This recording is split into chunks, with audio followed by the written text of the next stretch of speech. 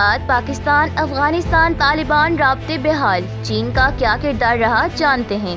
گزشتہ روز پاکستان کے ناظم الامور ایکٹنگ ایمبیسڈر کی کابل میں افغانستان کے وزیر دفاع ملا یعقوب سے پہلی بڑی ملاقات ہوئی، جبکہ چین ایک بار پھر ان کوششوں میں ہے کہ دونوں ممالک کے مابین کشیدہ تعلقات میں کمی لائی جا سکے۔ اس سلسلے میں چین کے خصوصی نمائندے نے افغانستان کے حوالے سے پاکستان کا دورہ کیا اور اہم ملاقاتیں کی۔ پاکستان کے نظام الامور نے ملا یعقوب سے کہا کہ پاکستان کی خواہش ہے کہ افغانستان کے ساتھ تعلقات کو بہتر کیا جائے اور ایک مستقل حل کی جانب جایا جا سکے۔